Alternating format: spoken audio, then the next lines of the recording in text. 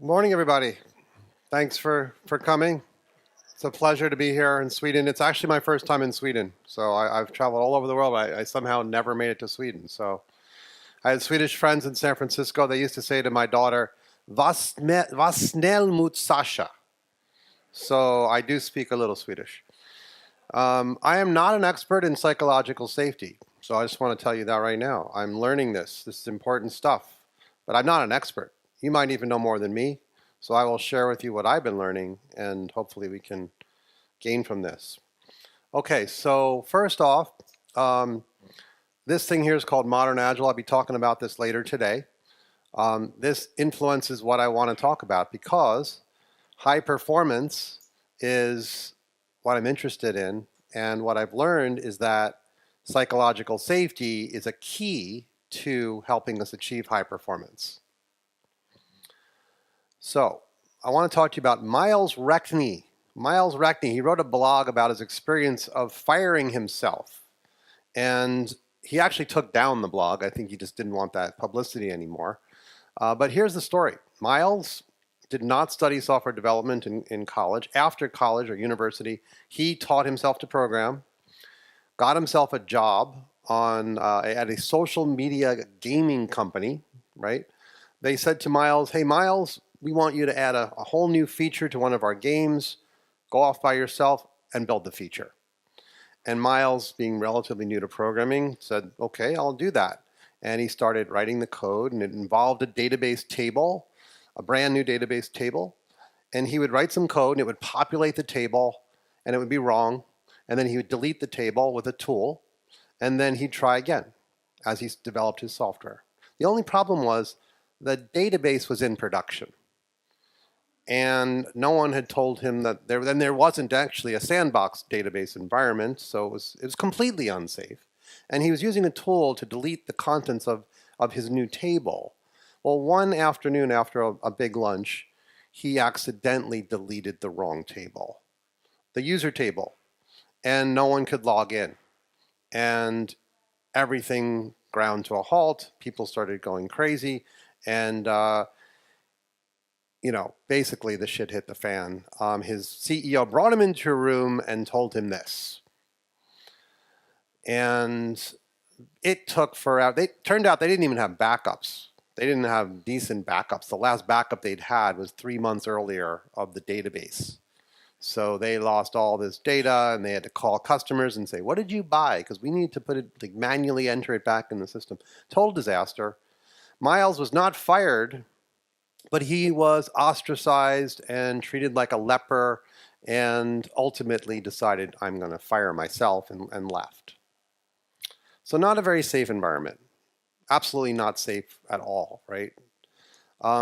What I've seen here is that safety is a basic need for unlocking for high performance. If we're not going to create safety, we're not going to have high performance, period.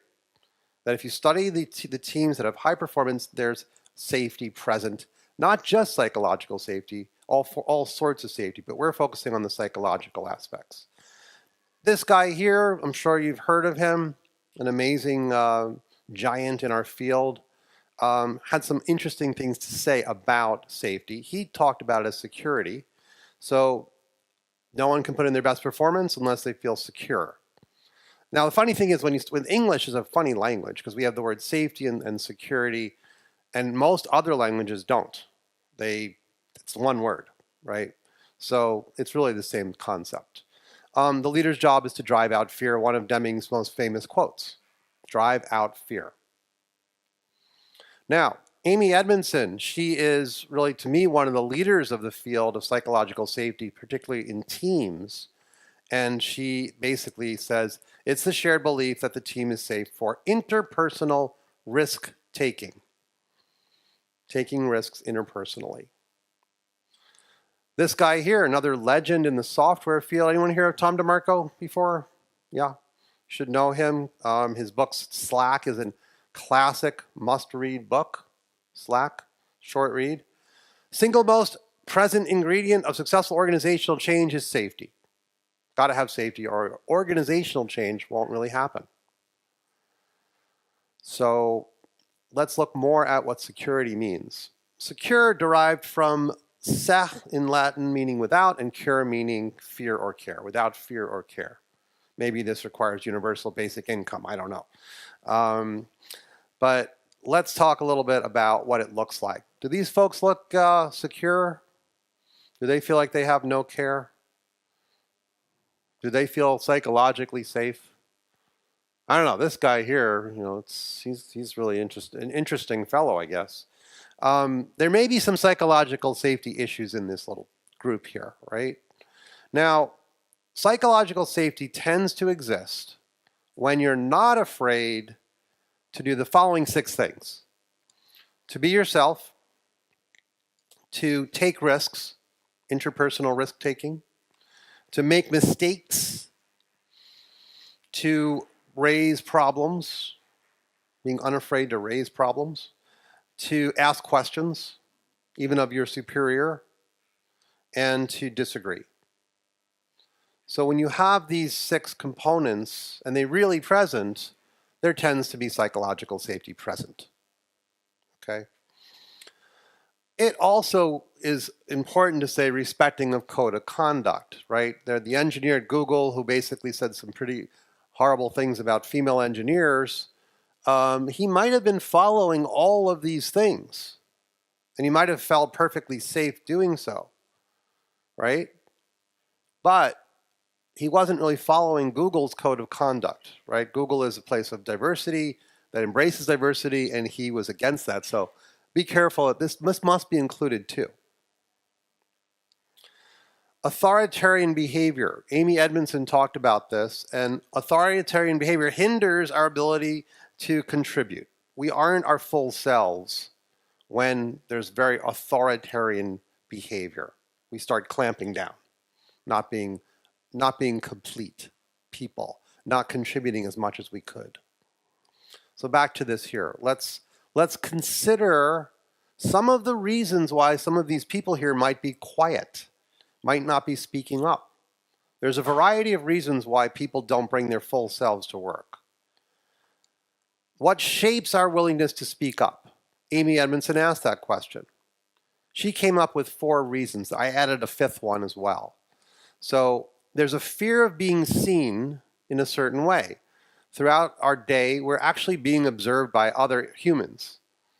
And we fear things from those other humans. So we might fear being seen as ignorant. We might fear being seen as incompetent, unskilled. We might be afraid of being described as a negative person because we say negative things all the time. We critique people. Or being seen as disruptive. You're the disruptive type, always disrupting our plans. So this fear could lead many people to not say things. There's one other, which we see sometimes, and that is futility. If you have said things, you've made suggestions, you've questioned your superiors, you've done, and it's all been ignored, then it's almost futile to say anything. And so you're quiet. So this fellow here might be thinking that if he asks questions or seek info, they'll think I'm ignorant. So he'd rather be quiet than ask a question and be afraid of being seen as ignorant. This woman here. So she doesn't want to admit making any mistakes. Even if she makes a mistake, she doesn't want to admit it because she'll be seen as incompetent. She thinks that. She's afraid of that. Doesn't want to be seen as incompetent. This fellow here, he might be somewhat critical, right? And he doesn't want to be seen as the negative person.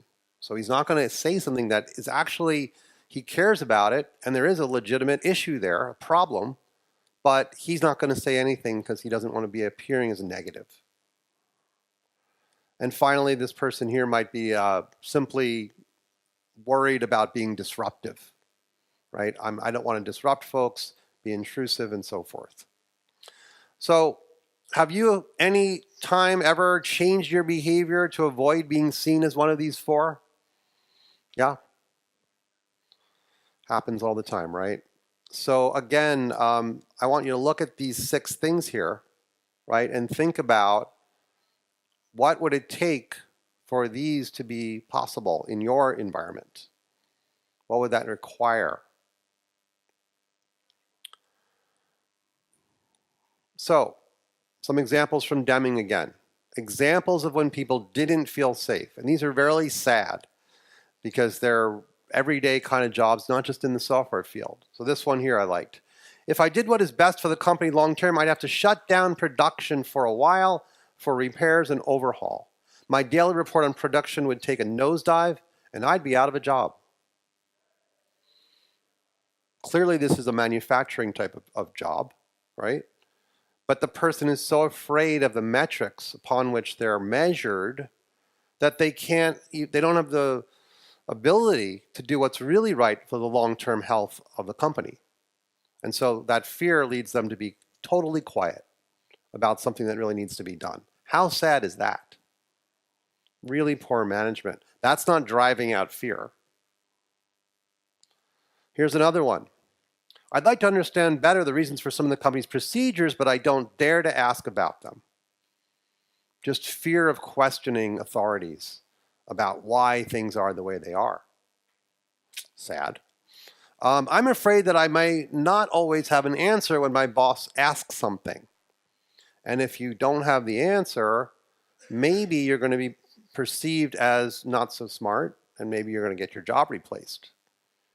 Right? If it's that kind of environment versus a nurturing environment where you might learn something or be exposed to education.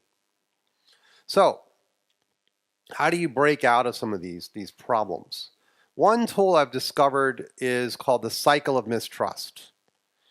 A lot of times what's at the root of our problems is a mistrust, right? We just don't trust our supervisors, we don't trust our colleagues, we don't trust each other. And if we don't break out of that, nothing's really going to change.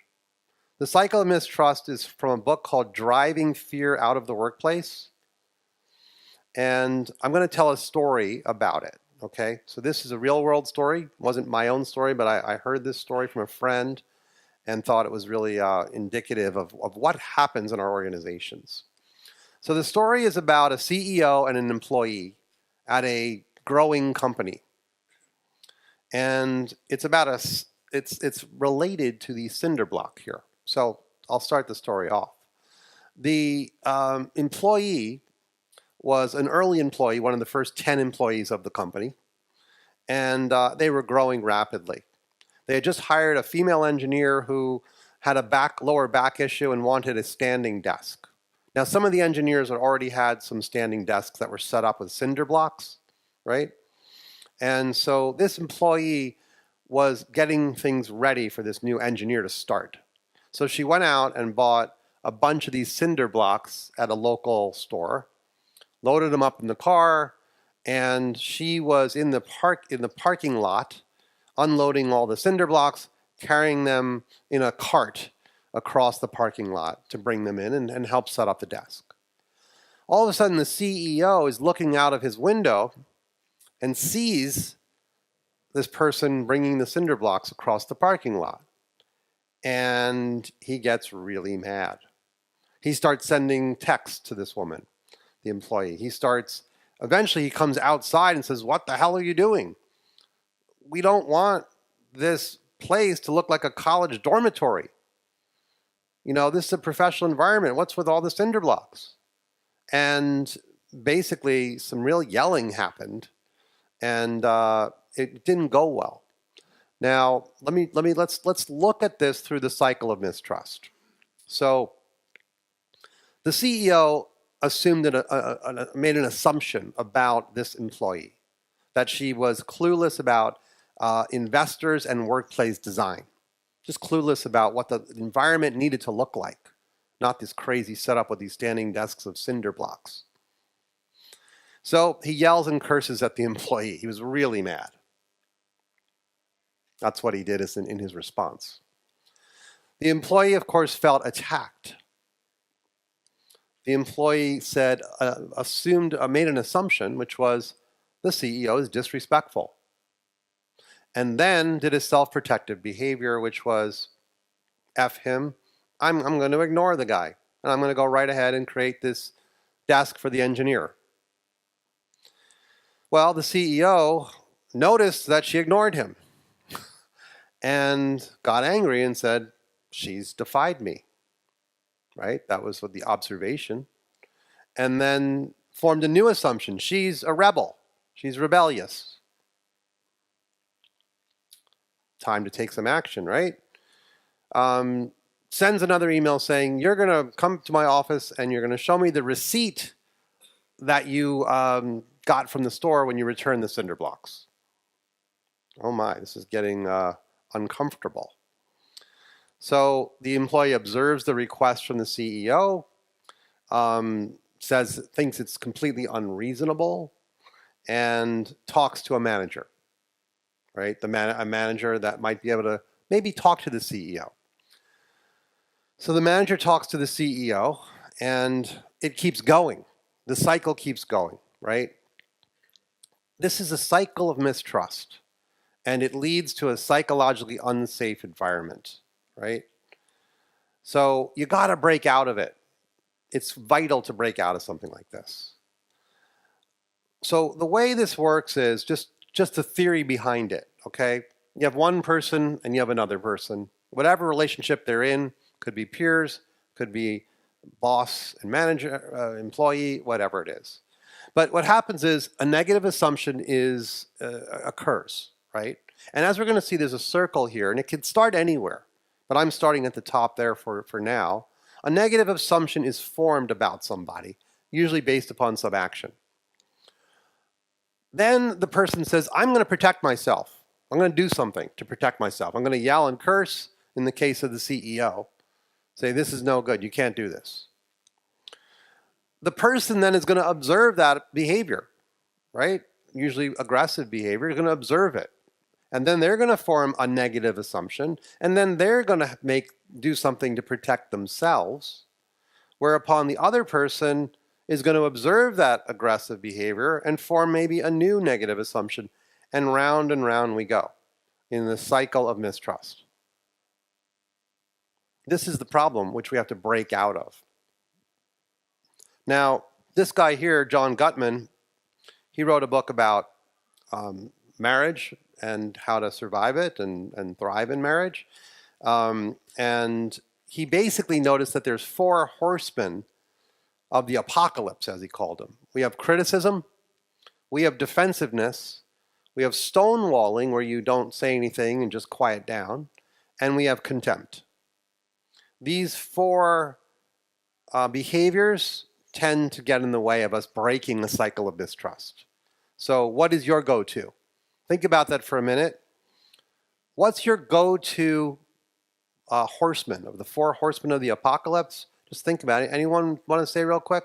Do you end up being critical, contemptuous, defensive, or do you stonewall? Yeah? Defensive.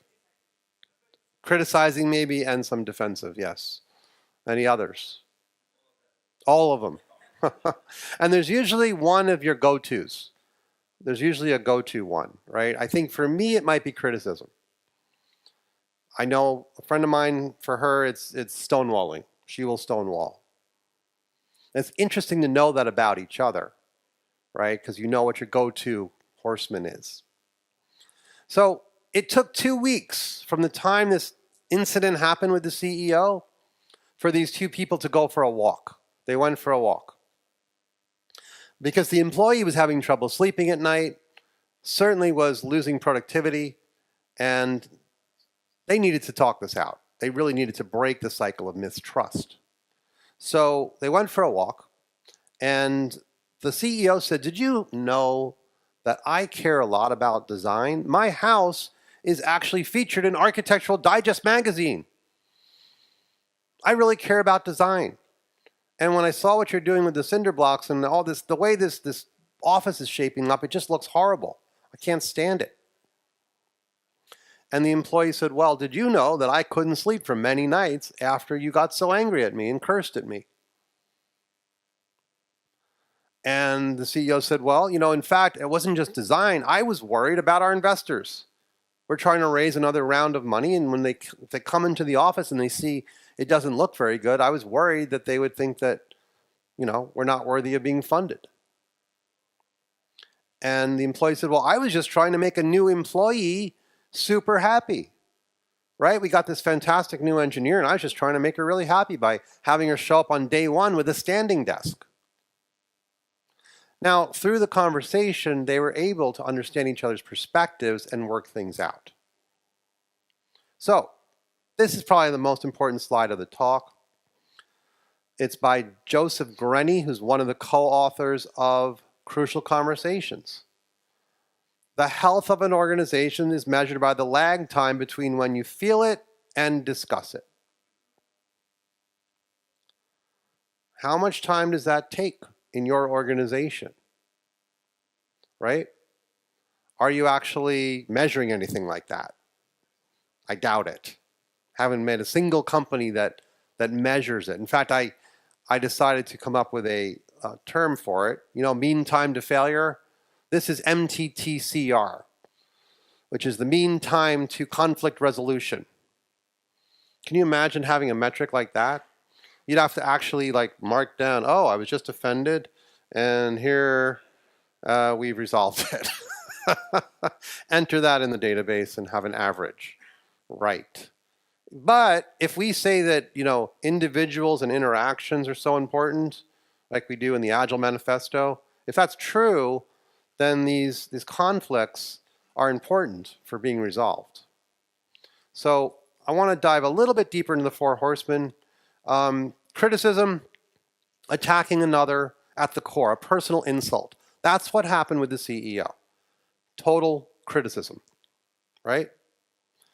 Contempt, the other one, being mean, disrespectful, mocking, or name-calling. The CEO was also contemptuous, actually cursed. The employee was defensive, making excuses so someone will back off. Now, in this particular case, they didn't make excuses. They were just, I'm going to defend myself by ignoring.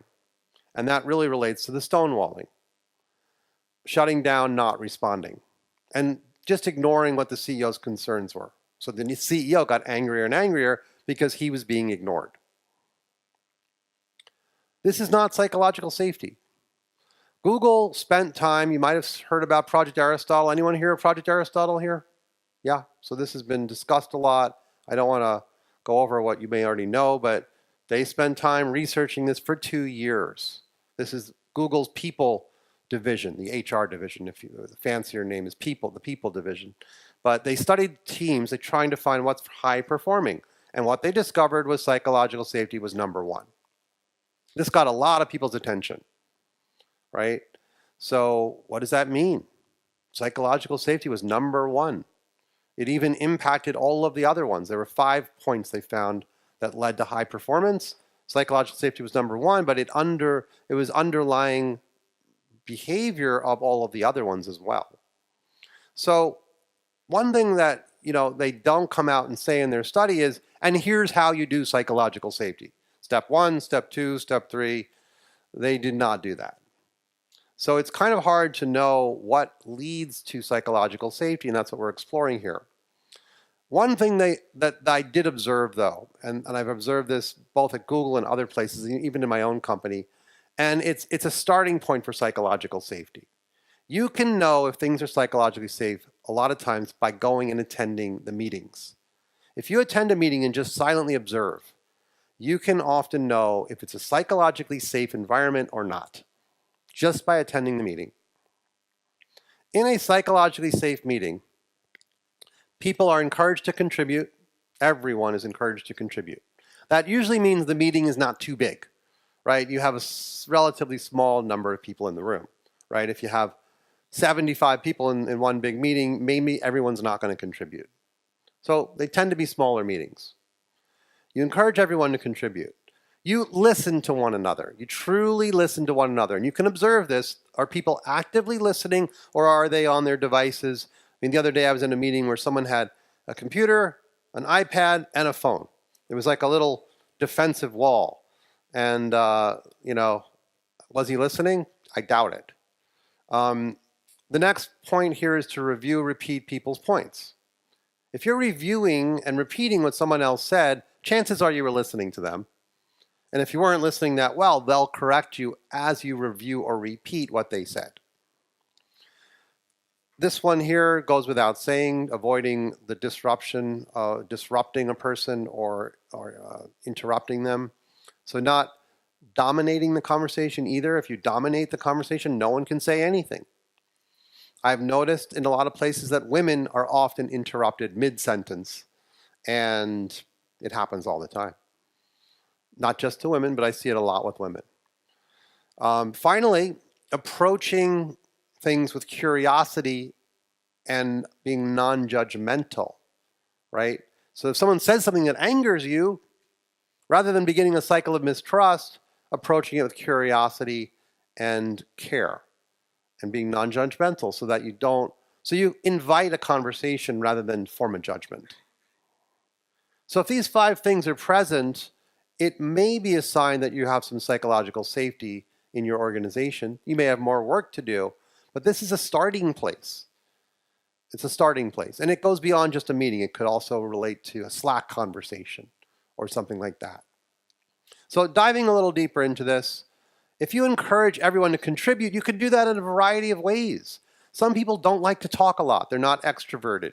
So we often do the IPG, right? Write something down on a Post-it individually, then do it in a pair and compare what you've written together, then do it in a group. That's encouraging everyone to contribute, whether they're extroverted or introverted. Lean coffee, you may be aware of, is a way to quickly go through lots of interesting ideas from the whole crowd. Brainstorming with stickies or index cards, or set-based design. If you don't know it, set-based design. We're trying to solve a problem. Everybody solve it individually. Then we'll come and we'll compare what we all came up with and look for the best of the best and maybe combine ideas, right? This is a way to get people to contribute and get their voice in the room. All right, listen to one another and repeat each other's points. These 2 guys here wrote the book on active listening. Active listening, really important concept, okay? The only way to show you respect someone is by having and actually demonstrating respect for them. Listening does that. Listening really demonstrates respect. When people feel respected, they are going to open up and bring their whole selves to work. Levels of listening, so you can be focusing on yourself, like that individual the other day with his laptop and other stuff sitting around. Focused on the other person, right? So you're really listening to them. But the 3rd level is where you're also paying attention to the body language, right? If I see people like this, talking, what do you think they're thinking? A lot of times it's protest. This is their way of protesting. There's a lot of body language things you can pick up over time. Interrupting, dominating. I had this the other day. It wasn't the other day. It was about a year or 2 ago in my company. We were on a Hangout, Google Hangout. We had people from different parts of the world on the call. One particular person was dominating the discussion, so much so that our friend in Canada couldn't say anything. And I had to literally jump in and say, hey, so-and-so, could you just hold on a minute here? I think we haven't heard from this guy in Canada, and I'd love to hear from him too. And it turned out he's like, oh, thank you, Josh. I've been trying to get a word in edgewise the whole conversation, so thank you for the space. And then he started talking. And it was just, I had to be the facilitator at that point, even though I wasn't the official meeting facilitator. I knew someone was dominating and someone was being completely quiet, not contributing at all, and wanted to. So you got to have some sort of facilitation role, or someone playing that role or jumping into that role. And if someone is dominating, maybe give them some private feedback, right, when you can. Caring, curious, and non-judgmental. So I'm curious, why do you think that? This was something that a coach named Paul Tevis said during a meeting once. The CTO was critical, right? One of the 4 horsemen of the apocalypse, his was being critical. And he was criticizing the team, and everyone was afraid to engage with him, to say, well, why are you saying that? And what Paul decided to say was, I'm curious, Why do you think that? And that led to a conversation which ultimately led the CTO to say, oh, Paul, I see your point. Yes, never mind what I was saying. And it was a fabulous outcome. And it started by Paul approaching the CTO with curiosity rather than being judgmental and shutting down. So this fellow here is Sagnik Nandy, and he's a engineering chief at Google. He has been learning this psychological safety stuff at Google, and he says it's changed his manner altogether. Right? He models listening now. He doesn't interrupt people. He encourages everyone to speak during meetings, and this was never the case before. Right? This wasn't the way things worked at Google. Google's always trying to improve things. Don't rush through the groan zone. There may be times, we expand and we contract. And there may be a point in time where it's business as usual. You're in this divergent zone of different things happening. And then you're in this groan zone of where it's not comfortable, right? You're going through some very uncomfortable things, right? Like stuff that's not psychologically safe, and you're trying to grapple with that. And if you can get through that groan zone, you're going to get to a far better place. So you have to be able to go on those walks with your CEO, right? Remember the employee going for a walk and discussing what happened, right? That's part of the groan zone. You've got to go through that if you're ever going to get to a better place. So intelligent teams are able to stay with conflict longer, right? To work through the difficult emotions and ultimately become a safer team.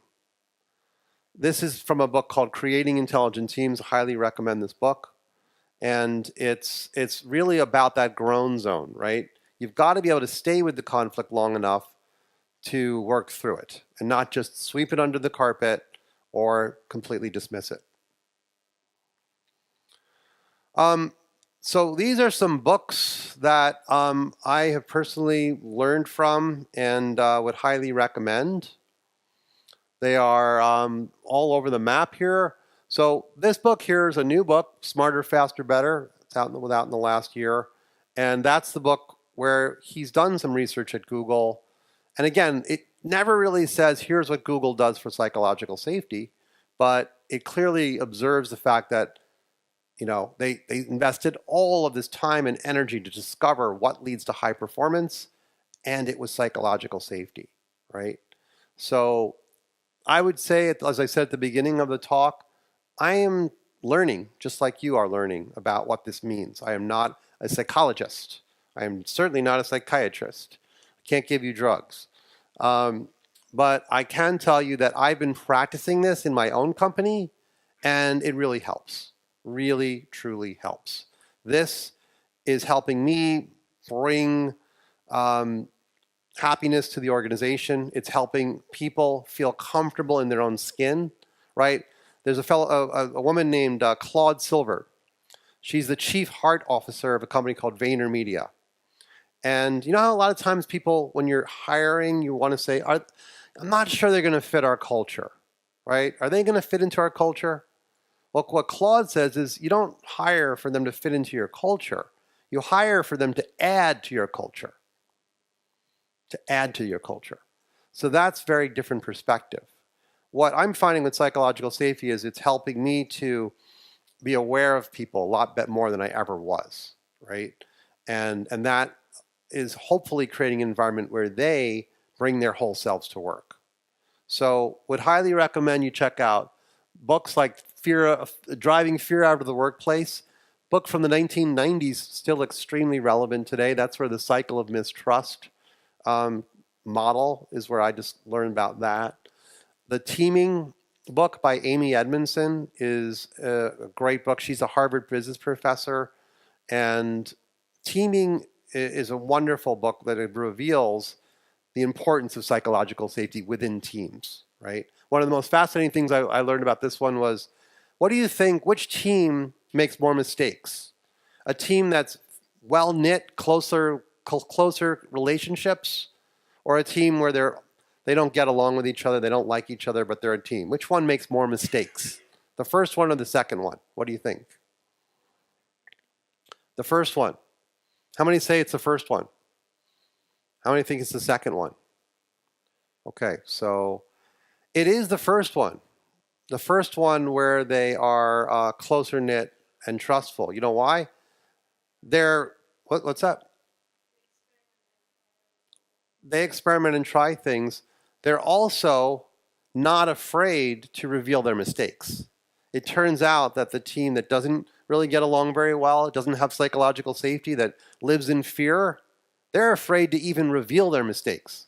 Guess what? They make probably as many mistakes, if not more, but they get hidden. They get totally hidden. You never know about them, right? So interesting. The last slide here is modernagile.org. So we're exploring these concepts. I'll be talking about this later today. This part of the circle here, it says make safety a prerequisite. There's 4 principles in Modern Agile. The fourth one, this one here, not the fourth one, but this second one here, we call it very important to the overall performance. It goes beyond psychological safety. It also talks about product safety, and it talks about process safety and all kinds of things like that.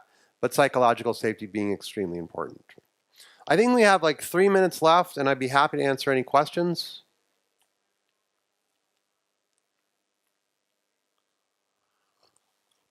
Yes.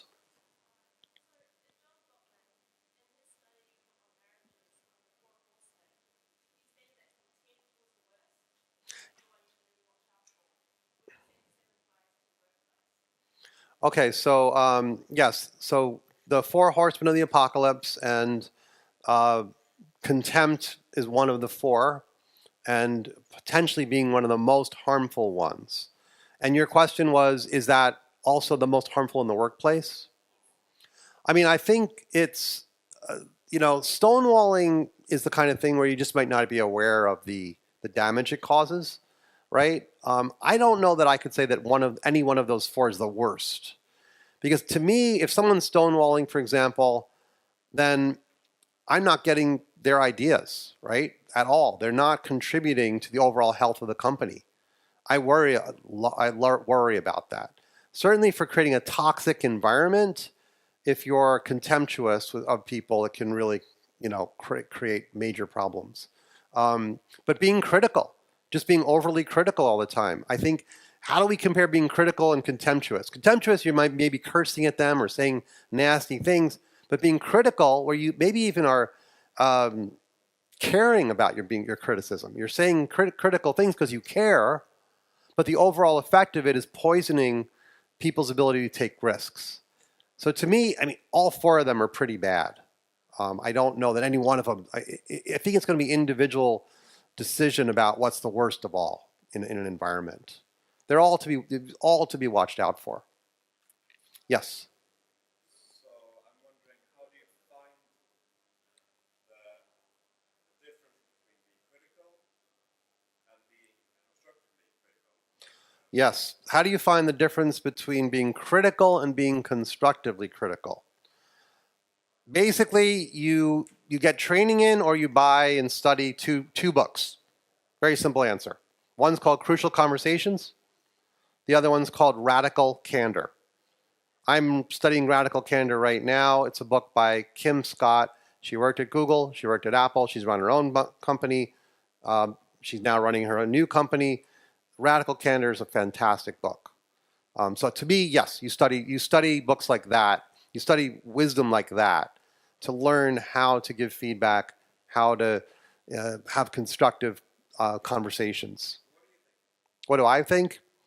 Well, I think if you don't have personal relationship, that's good, right? You don't even know each other. You never have gone out, and done things together. Already you're on the wrong footing, right? So you have to have some personal connection with each other before you can even have that conversation. And then you have to be vulnerable. You have to admit you've made your own mistakes, right? And so this is just trying to help the person become better, right? And be really clear what your mistakes are. So but there's much more to it than that. There's a lot more to learn in terms of how to be careful about it so it leads to the right outcomes.